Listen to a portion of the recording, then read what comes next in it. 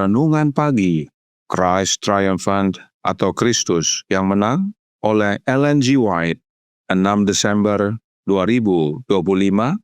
Mari kita berdoa.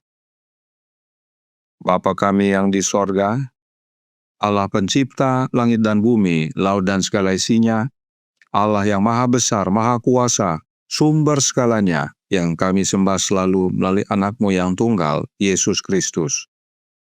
Terpujilah Yesus, anak Allah yang maha tinggi, yang adalah Tuhan atas hari Sabat. Pada pagi hari ini kami bersyukur boleh bangun dan berbakti dan sebagaimana membaca dan mendengarkan nasihat firman-Mu, kiranya ini menjadi pertobatan bagi kami semua agar tidak berkompromi dengan dunia. Beserta kami sepanjang perbaktian ini kehendak-Mu yang jadi, ampun kami akan dosa dan salah, karena kami berdoa hanya dalam nama anak Allah yang tunggal, Yesus Kristus, yang adalah Tuhan dan Juru Selamat kami. Amin. Renungan hari ini akan dibacakan oleh Saudara Hasudungan Sidabutar. Kepada Saudara Sudung, kami persilahkan. Terima kasih, selamat hari Sabat. Renungan pagi Sabat ini, tanggal 6 Desember 2025, berjudul, Sekarang Bukan Waktunya Berkompromi. Ayat inti terdapat di dalam Yesaya 21 ayat 12. Demikian firman Tuhan. Pengawal itu berkata, pagi akan datang tetapi malam juga. Jika kamu mau bertanya, datanglah bertanya sekali lagi. Kita sedang menuju pertempuran terakhir. Dan ini bukan saatnya untuk berkompromi, bukan saatnya untuk menyembunyikan warna kalian. Ketika pertempuran berkecamuk hebat, jangan biarkan siapapun menjadi pengkhianat. Bukan saatnya untuk meletakkan atau menyembunyikan senjata kita dan memberi setan keuntungan dalam peperangan. Tetapi, kecuali kalian berjaga-jaga dan menjaga jubah kalian tidak ternoda dari dunia, kalian tidak akan berdiri teguh di hadapan kapten kalian. Panggillah rekan-rekan penjagamu, berseru, pagi akan datang, tetapi malam juga.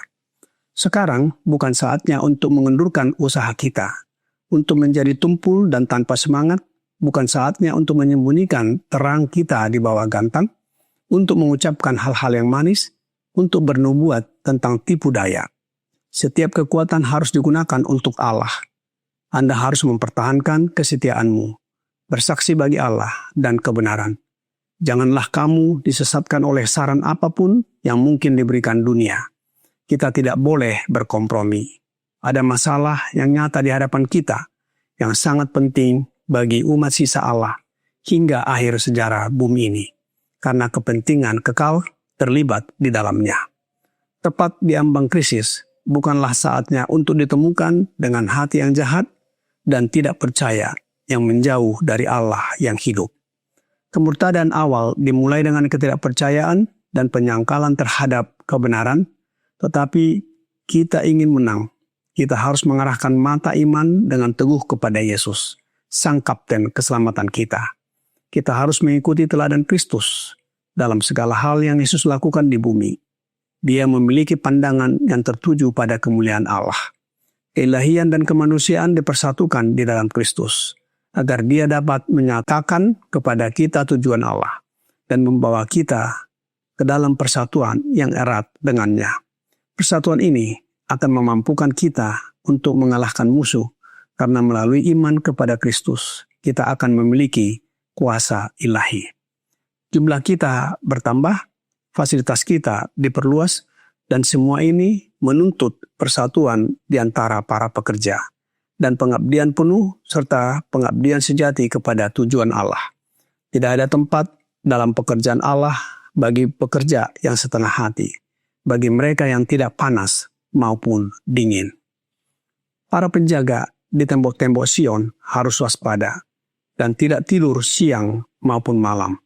Tetapi jika mereka belum menerima pesan dari bibir Kristus, trompet mereka akan berbunyi samar-samar. Saudara-saudari, Allah memanggil kalian, baik pendeta maupun awam.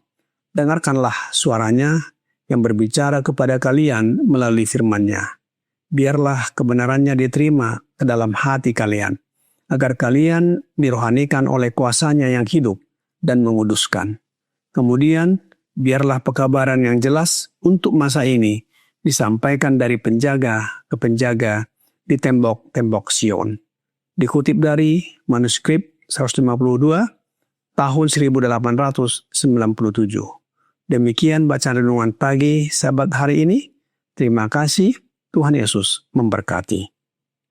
Terima kasih atas penata layanan Saudara Sudung. Tuhan Yesus memberkati. Selamat pagi saudaraku dalam Tuhan. Selamat Sabat. Paulus berkata dalam Efesus 5 ayat 14 yang berbunyi, "Itulah sebabnya dikatakan, bangunlah, hai kamu yang tidur, dan bangkitlah dari antara orang mati, dan Kristus akan bercahaya atas kamu." Dan tentang ayat ini Roh Nubuat berkata dalam manuskrip 152 tahun 1897 paragraf pertama. Inilah saatnya setiap anggota gereja hendaknya menanti, berjaga, dan bekerja. Melalui iman kepada Yesus Kristus, kita hendaknya hidup bagi Allah, dan setiap pria, wanita, dan anak-anak yang memiliki pengetahuan akan kebenaran hendaknya mampu mengenali tanda-tanda zaman ini. Bagaimana caranya agar kita dapat bekerja dan mengenali tanda-tanda tersebut? Masih dalam paragraf yang sama dijelaskan. Kuasa kreatif dari atas harus menganugerahkan kehidupan kepada manusia yang akan dipakai Allah agar mereka dapat bekerja sama dengan makhluk ilahi. Gereja yang telah dianugerahkan Allah akan kebenaran sorgawi tidak boleh tetap mati dalam pelanggaran dan dosa. Kita dapat bekerja oleh menerima kuasa kreatif yang dianugerahkan Allah dari atas, yaitu kuasa yang kita terima melalui Anak-Nya. Itu sebabnya Roh Nubuat berkata dalam Review and Herald tanggal 17 Januari tahun 1893 paragraf 3. Ada pekerjaan besar yang harus dilakukan, dan Roh Allah yang hidup harus masuk ke dalam utusan yang hidup, agar kebenaran dapat pergi dengan kuasa. Inilah wujud kita bekerja sama dengan Allah dan bekerja sama dengan makhluk ilahi. Bagaimana Roh Allah yang hidup ini dapat kita terima? Masih dalam artikel yang sama, kita baca paragraf 2 yang berkata, "Saksi yang benar, Roh Allah yang hidup, sedang memeriksa jemaat mereka yang telah memiliki terang rohani yang besar dan keuntungan." Roh Allah yang hidup disebut juga dengan saksi yang benar. Siapakah dia? Testimonies for the Church volume 2 halaman 36 paragraf 2 berkata, "Emas yang disebutkan oleh Kristus, saksi yang benar, yang harus dimiliki semua orang, telah ditunjukkan kepada saya sebagai gabungan iman dan kasih mendahului iman."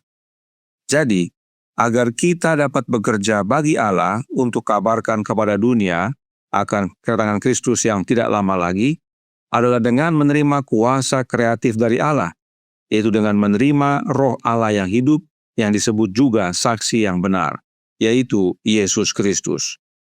Sebab Roh Allah kita terima hanya melalui satu jalan, yaitu Yesus Kristus. Itu sebabnya mereka yang memiliki Kristus tinggal di dalam mereka tidak akan serupa dengan dunia. Mereka akan terpisah dari dunia, bukan untuk membenci dunia, tetapi agar dapat menjadi terang bagi dunia. Oleh sebab itu, renungan hari ini berkata dalam Christ Triumphant, halaman 347 paragraf 2.